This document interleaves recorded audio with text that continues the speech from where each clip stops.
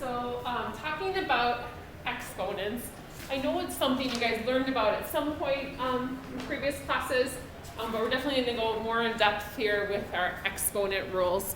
So leave on here and then talk about our warm-up.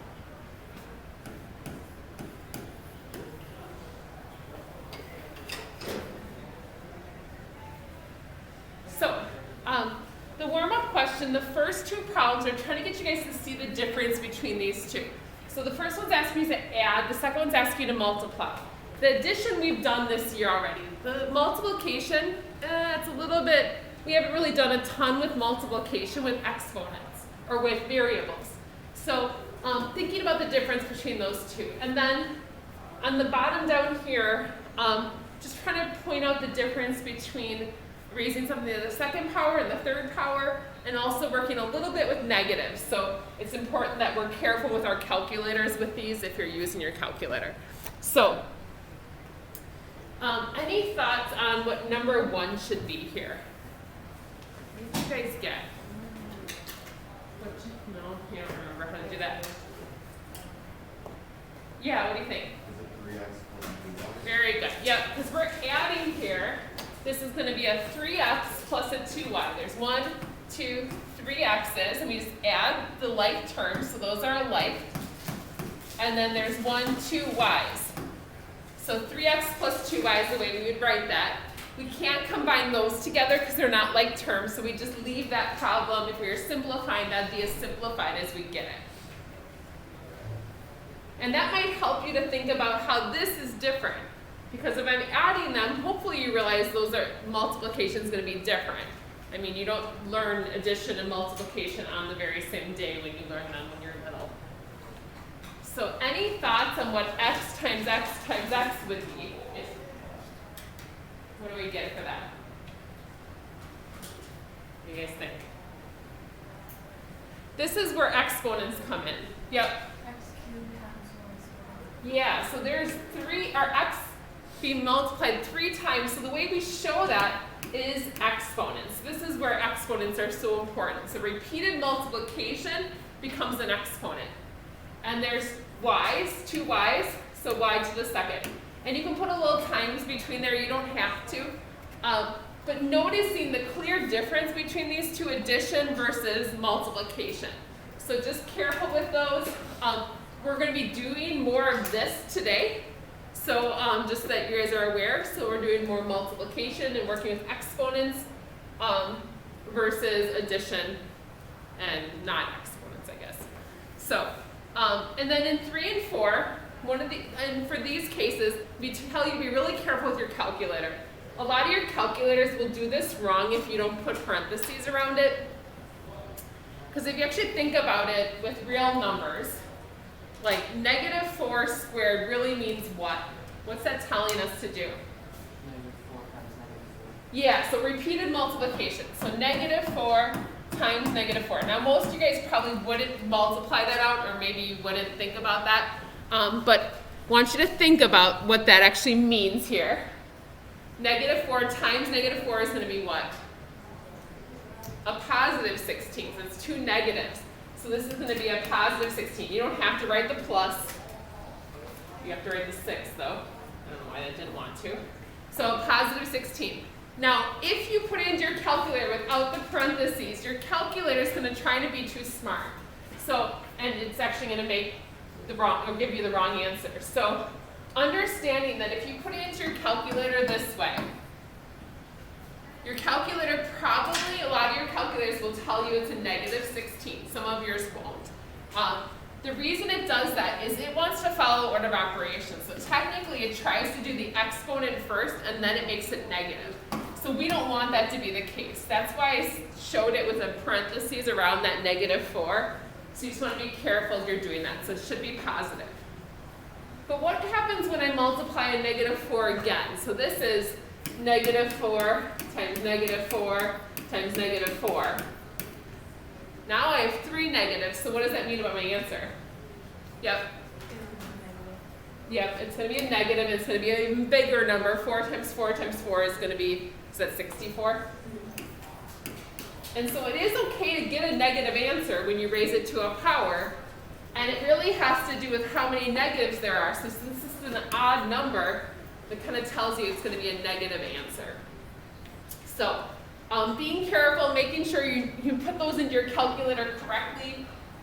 If your calculator is giving you the wrong answer, we have to figure out what you're doing wrong, because your calculator knows how to do these. You just have to be able to input it correctly so it gives you the right answer. So, like I said, we're working a lot with exponents today, pretty much the whole chapter. Hi.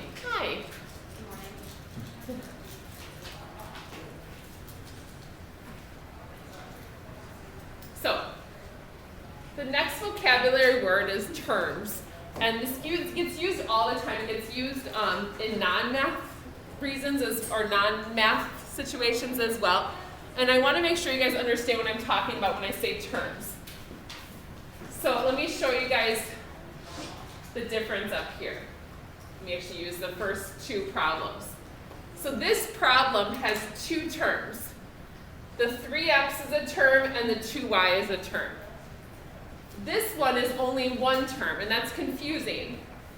The difference is terms are separated by addition and subtraction. So there's 1, 2 terms here. Whereas this is just a single term because there's no addition or subtraction. So I'm going to define our word term that way. So terms are separated by addition and subtraction.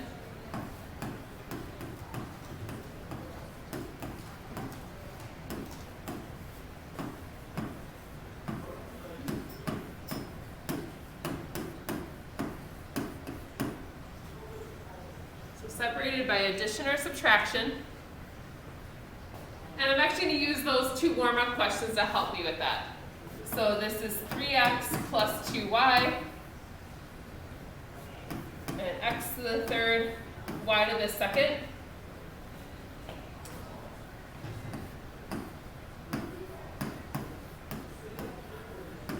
So this would be considered two terms because there's an addition sign. So one term and then two terms that addition separates that.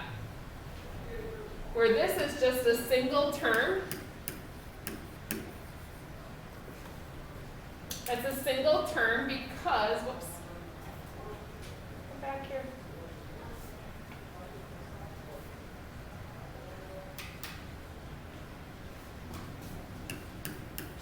Because there's no addition or subtraction. So it's one term, it's kind of all stuck together. And that's confusing, so I'll try to keep kind of referring to that. But the point of this is because we're only doing one term today. So we're only going to be working with things that look like this today versus not the two terms. So I'm kind of just trying to get you guys to understand what we're working with here.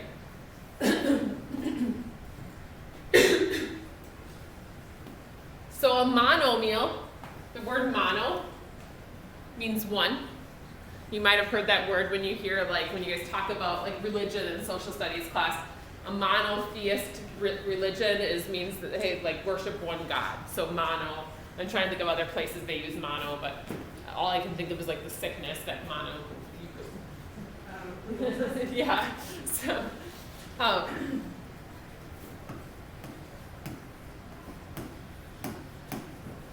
So we're working with things that have just one term today. So we're not really going to add or subtract at all.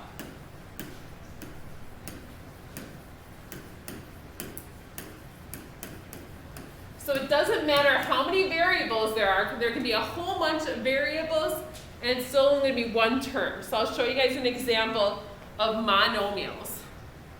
So let me, so this is an example of a monomial.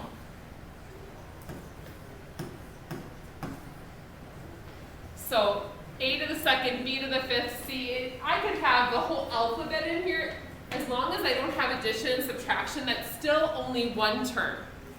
You can also have division, so you can have fractions. So I can have like 3x y over 4. That's still one term because there's no addition or subtraction.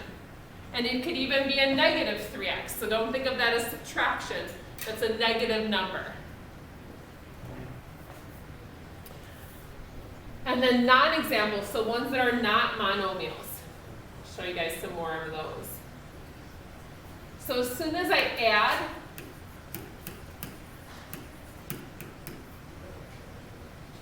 minus sign there.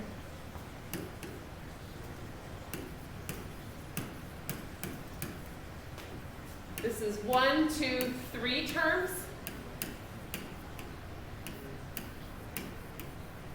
So this is not a monomial. So we won't be working with something that looks like this today. We're only dealing with one term.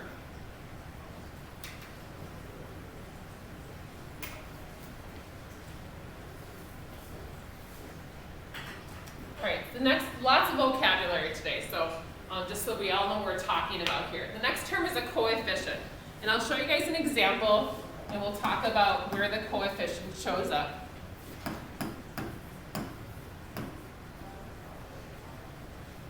So in this example, what's the coefficient? You know, yeah. -5. So it's that number that's being multiplied to the variable. That's considered the coefficient. So in this problem, -5 is the coefficient.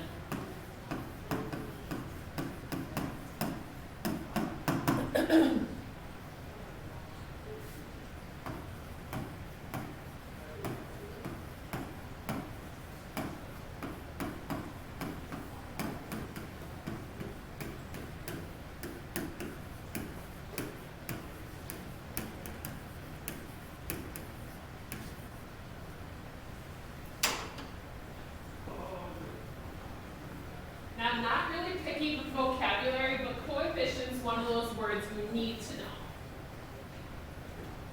Just because there's not a better way to talk about what that number would be.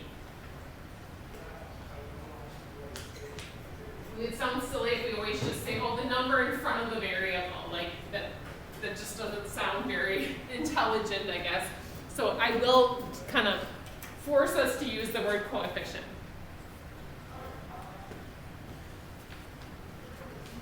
All right, so we're going to go through our first rule with exponents. So, and like I said, I know this is something you guys have learned before, because there's times I'll have students, I have times I have students that come in and feel super comfortable with this, and then I have other students that don't. So it's kind of, I think it depends on the year, and last year was a weird year, so maybe you guys, this was a chapter you guys didn't get to at the end of last year, or maybe you just don't remember because COVID. You know, we have to blame something. It didn't go well, but that's totally possible. So the product of powers sounds like a tongue twister. Product means multiplication. So this means I'm multiplying all these different numbers together. So all of this is multiplication rules, but I have exponents. So once I add those exponents in, there's a little bit of extra work to do. So let's look at example 1 together, and we're going to think about this and we'll explain the rule. So a to the third times a squared. What does a to the third really mean? What does that mean like in long, like if you wrote out the long way? Yep. A times A times A. Yep. So this is A, and A. And that's being multiplied by a squared, which is a times a. So how many a's total do we have? Like this is back elementary. Yep. 17. Right, good job, Justine. I know, right? How many that's so good. She's so good. So a to the fifth. Because it's such a silly question, she gave me a silly answer. Obviously, you guys can count that that'd be a to the fifth. But how would that translate back to the original problem? Because if this was actually a to the 17, you don't want to write 17 a's out. How could you explain that to someone that's looking at that problem and kind of skipping over all the writing out? What do we just do with those two numbers? Yeah. Yeah. So when we're multiplying with exponents, strangely enough, we're going to add those exponents. So you're just going to add the exponents together.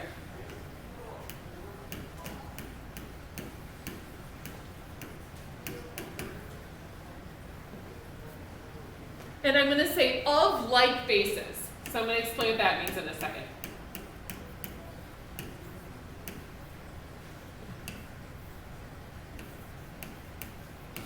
And probably bases is another word we should know. The base, so like we're like, what in the world is she just talking about? That's the a's. The base is the a, the 5 is the exponent. This one doesn't really have a coefficient. The coefficient would be 1. So add the exponents of the like bases. So that takes us to the second example because we have some different bases in this case. So how many a's total do I have? What's this a's exponent right now? Do you know? What's there? Anyone know what the exponent is when it's not written? It's like a 1. We just don't write it. It's kind of silly that if every time we are writing a number, we're writing a 1, it'd be just, so this is the same thing as a to the first, b to the second, and then the b also has a 1.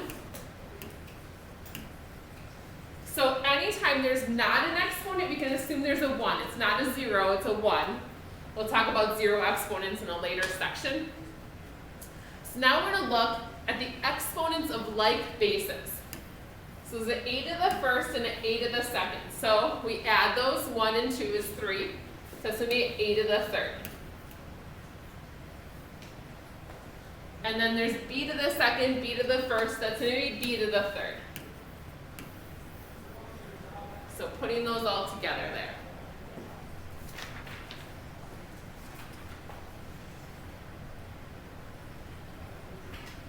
All right.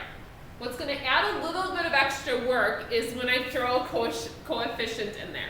So these next two problems have coefficients as well that we have to deal with. So the r's in this case are the bases. So we're going to do those normally. So I'm at r to the 4th and r to the 7th, so r to the 11, right? So I added the exponents here. But those numbers in the front, those are coefficients. And we're going to treat those like normal numbers. So you're just going to multiply those coefficients like you normally would. So you're just going to multiply the coefficients. Because they're just regular numbers. Because we can really multiply in any order we want.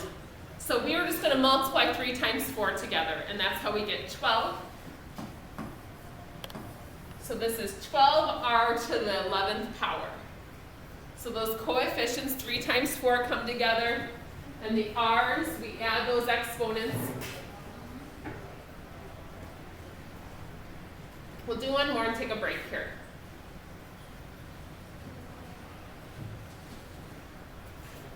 All right, let's look at the coefficients first this time.